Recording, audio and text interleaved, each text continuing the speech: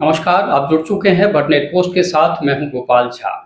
आज खास मुलाकात करेंगे जाने माने शिक्षाविद और कुशल संगठक सुरेश शर्मा जी से, जो प्राइवेट स्कूल एसोसिएशन के जिलाध्यक्ष भी हैं और काफ़ी अरसे से हैं। बहुत बहुत स्वागत है आपका। शुरुआत इसी सवाल के साथ करते हैं कि आप लंबे अरसे से प्राइवेट स्कूल एसोसिएशन के जिलाध्यक्ष हैं। इस सफलता का राज क्या है? सर, प्राइवेट स्कूल एसोसिएशन जिला हनुमानगढ़ में लगभग 1000 सदस्य हैं और उन 1000 सदस्यों तभी संतुष्ट हो पाते हैं जब हम उनके जो विश्वास है उस पर खरे उतरें। उनकी अगर रात को दिन में किसी भी टाइम घंटी आती है, उनके हर कार्य के लिए बहुत शालीनता के साथ उनको जवाब देना पड़ता है, उनको संतुष्ट करना पड़ता है। उनके कार्य जो भी जिला शिक्षा अधिकारी के हैं या सीबीओ के हैं या जितने भी कार्य होते हैं उन पर उनको कराना पड़ता है, तब जाके उनका विश्वास जीता जाता है।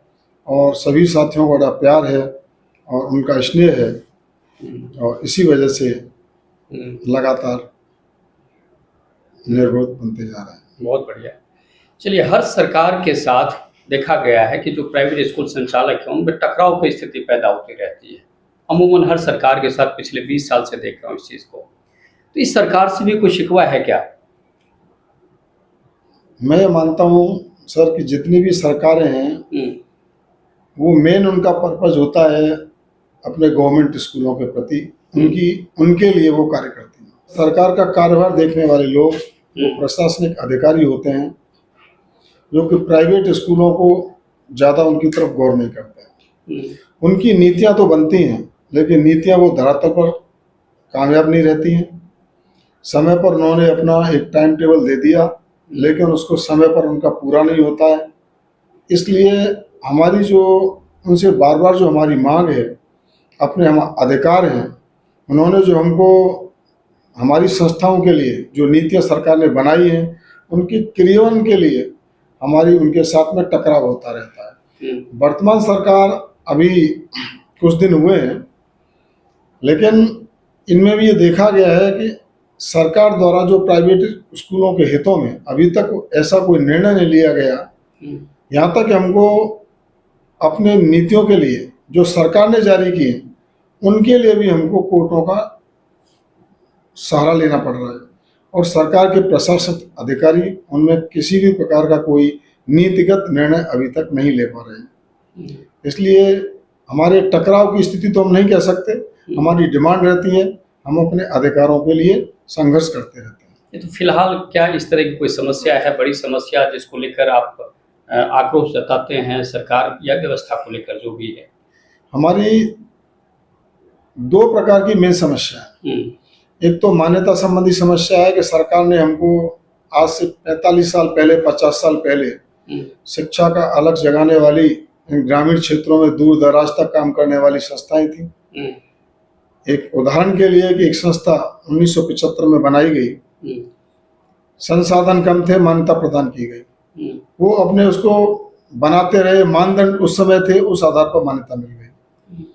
सरकार ने शिथिलन देते गए लेकिन अब वो नए नए नियम उसमें लागू कर रहे हैं।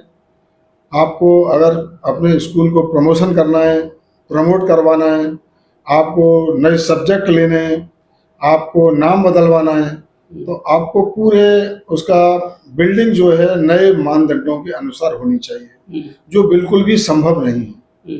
एक तो हमारी मेन समस्या है, हमारी सरकार से मांग करते हैं हम बार बार कि इसमें थोड़ी शिथिलन दी जाए, क्योंकि राजकीय विद्यालयों में भी अभी तक ऐसे हजारों की संख्या में विद्यालय हैं जिनमें खेल के मैदान आज भी नहीं है, उनके पास मानदंडानुसार कमरे नहीं है।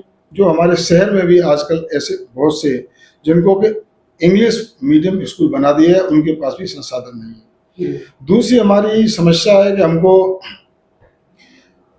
आरटी की राशि हमको मिलती है हर वर्ष, हमको निःशुल्क बच्चों को प्रवेश देते हैं राज्य सरकार के नियमानुसार।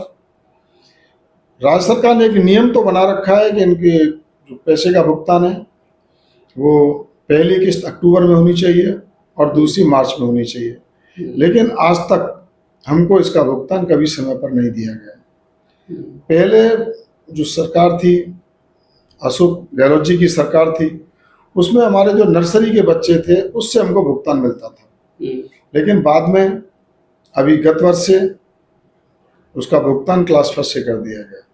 हमको P3, P4, P5 3 साल तक बच्चों को निःशुल्क पढ़ाना पड़ता है, उसका भुगतान सरकार हमको नहीं करती है। हमारी एक लड़ाई अभी ये चल रही है। एक है, हमें किताबों के केवल 212 रुपए दिए हैं, जो पहले कभी 112 होते थे, फिर 150 हुए, अब 212 रुपए सरकार हमको देती है।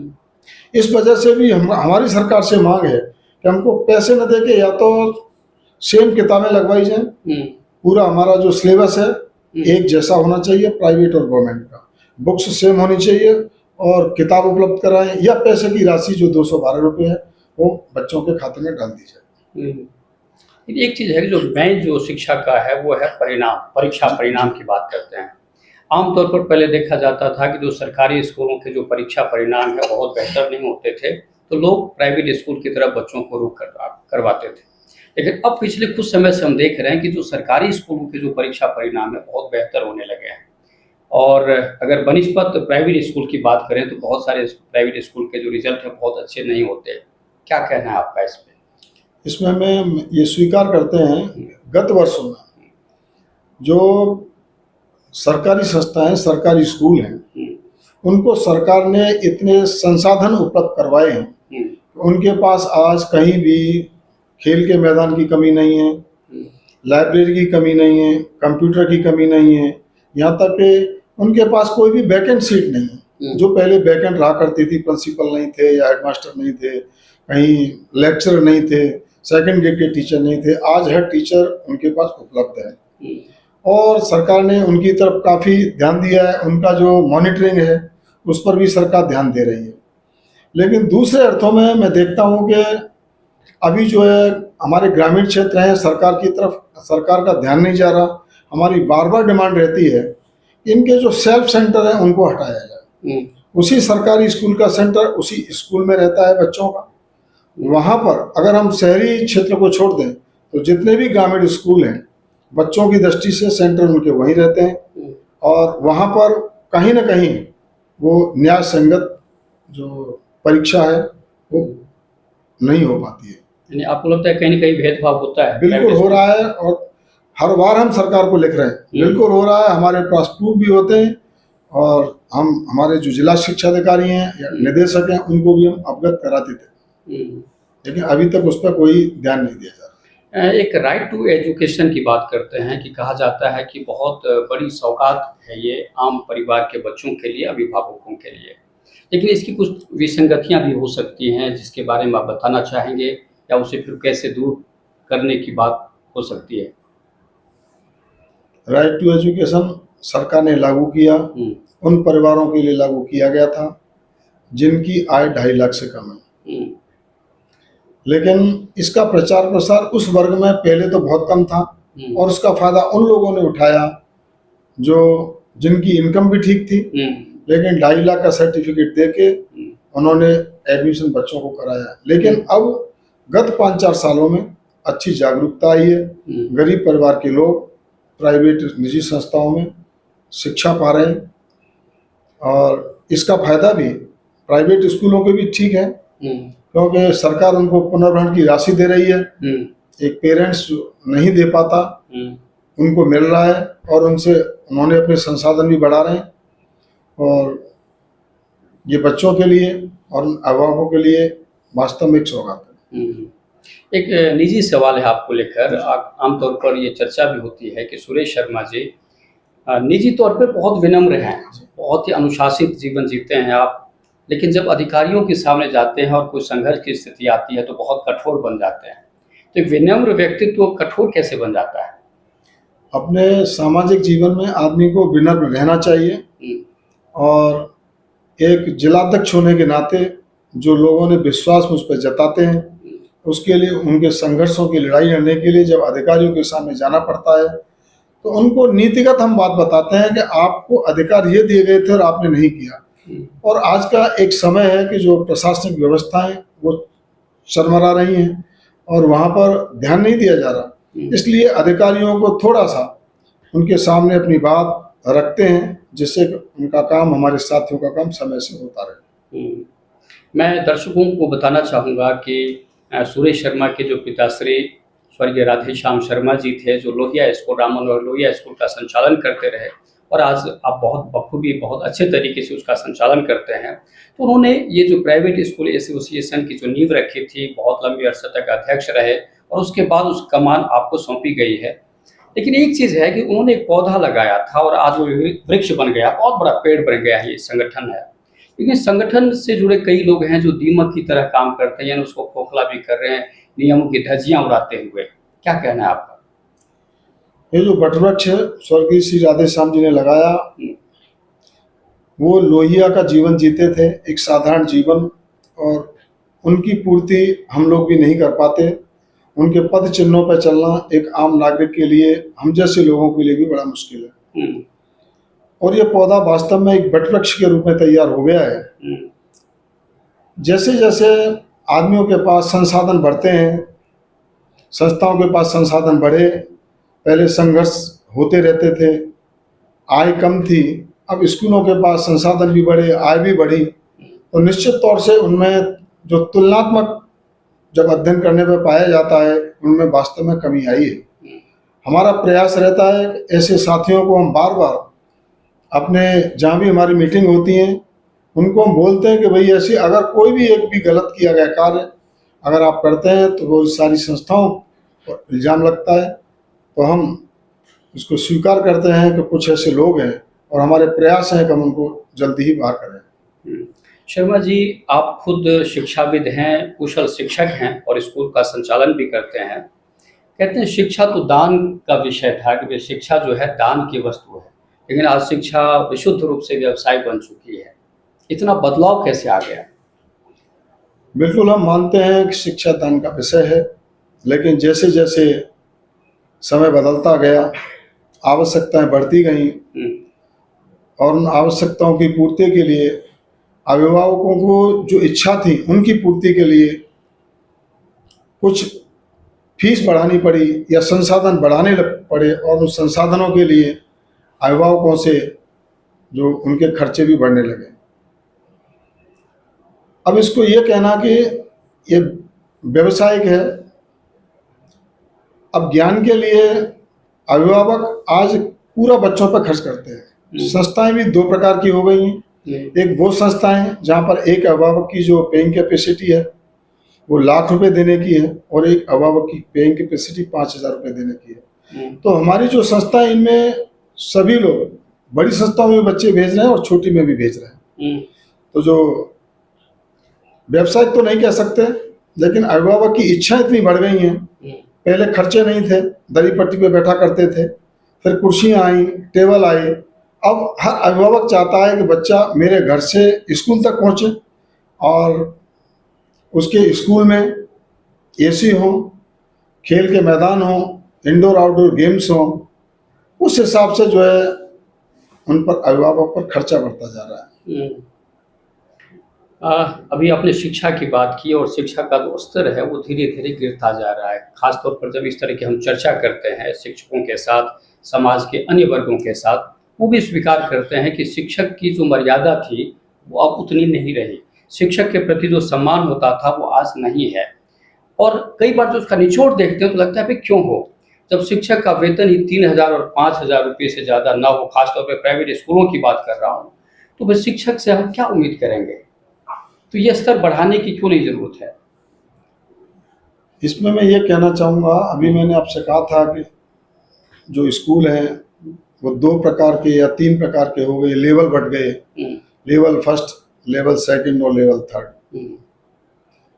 अपनी आर्थिक स्थिति के अनुसार वो अध्यापक को पेमेंट कर रहे हैं। हमारे ऐसे स्कूल भी हैं जहाँ पर 40,000 में मिलता है, ऐसे स्कूल में जहाँ प्रिंसिपल को 80,000 मिल रहा है, ऐसे स्कूल हैं जहाँ लेक्चरर को 25,000 भी मिल रहा है, ऐसे स्कूल भी हैं जहाँ हम 10,000 भी दे रहे हैं, 8,000 भी दे रहे हैं, और वो संस्थाएं भी हैं जो 3,000 रुपये भी देती हैं। लेकिन वो गरीब संस्थाएं हैं जिनके पास बच्चे बहुत कम हैं या गरीब परिवारों के बच्चे आ रहे हैं, फीस देने में असमर्थ हैं।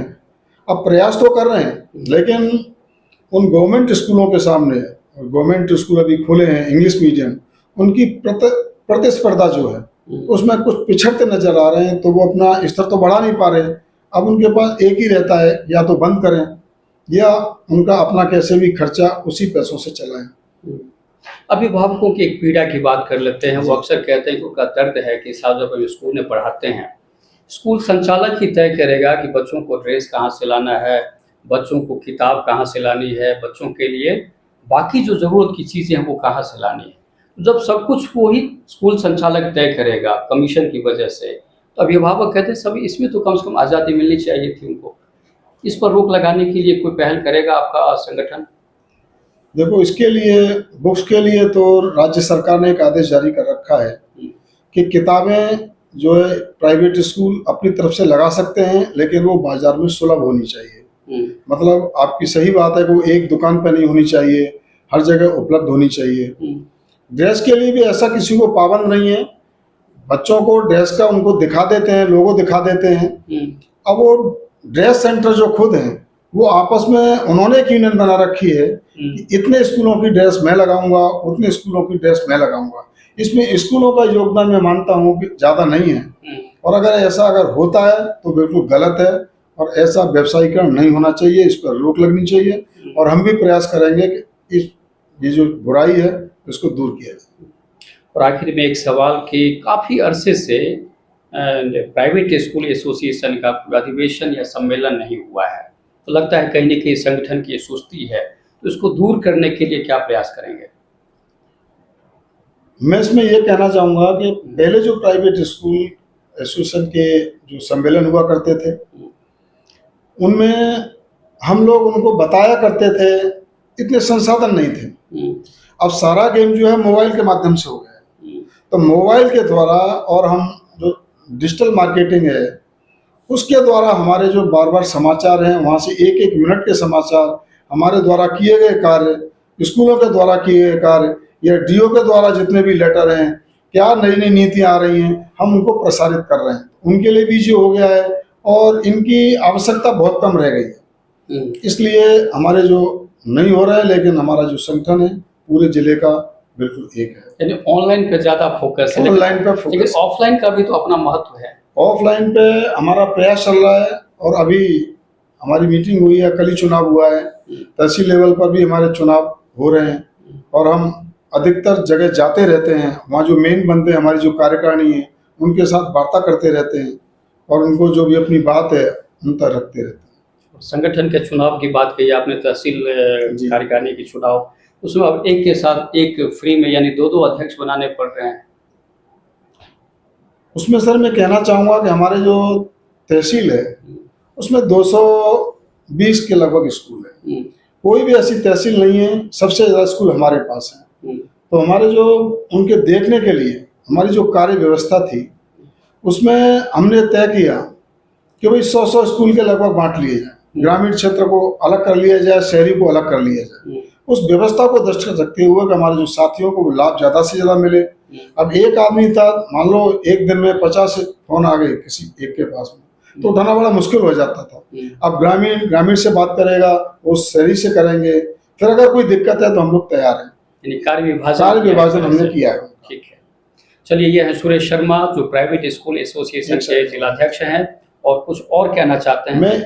मैं आपके चैनल के माध्यम से सभी अभिभावक, अध्यापक और हमारे जितने शिक्षा जगत के लोग हैं उनसे मैं ये कहना चाहूँगा कि हमारे अंदर जो गिरावट आई है, चाहे वो विद्यार्थी में आई है, या उनके रिजल्ट में आई है, या टीचर्स में आई है, वो एक मोबाइल की देन है। मोबाइल जो है उस पर बैन तो लगा दिया है, सरकार ने बैन लगा दिया, गवर्नमेंट स्कूल में नहीं ले जाएगा, लेकिन उनके कार्य इतने ज़्यादा हैं उनको मोबाइल रखना आवश्यक हो जाता है। और बच्चा जो है आज बैग लेके घर जाता है, बैग लेके सबसे पहले वो मोबाइल देखता है। बड़ा अजीब सा लगता है कि P3 में पढ़ने वाला, नर्सरी में पढ़ने वाला बच्चा खाना खिलाने के लिए उसकी जो मम्मी है वो मोबाइल का प्रयोग कर रही है। मम्मी जब मोबाइल देख रही है, वो बच्चे को शांत करने के लिए मोबाइल का प्रयोग कर रही है। ये एक सबसे ज़्यादा बुराई है, और यही कारण है कि जो शिक्षा के स्तर में गिरावट आ रही है। ये बहुत अच्छी बात कही कि सबसे जो बड़ी, कभी पहले सुविधा थी, ये मोबाइल सुविधा के रूप में मोबाइल आया था, लेकिन अब ये दुविधा और परेशानी का सबब भी बनता जा रहा है। तो किसी भी सुविधा का उपयोग अगर आप सीमित समय के लिए कम उपलब्धता के आधार पर करते हैं तो उसका बेहतर परिणाम आएंगे, लेकिन जब उसको बहुत ज़्यादा करते हैं तो निश्चित रूप से दुष्परिणाम आते हैं। और सुरेश शर्मा जी ने इसी तरफ हमारा ध्यान आकर्षित किया है। और अगले एपिसोड के लिए आप तैयार रहिए, लेकिन अगर आपने इस चैनल को सब्सक्राइब नहीं किया है तो इसको सब्सक्राइब कीजिए और इस वीडियो को शेयर भी कीजिए। बहुत बहुत धन्यवाद।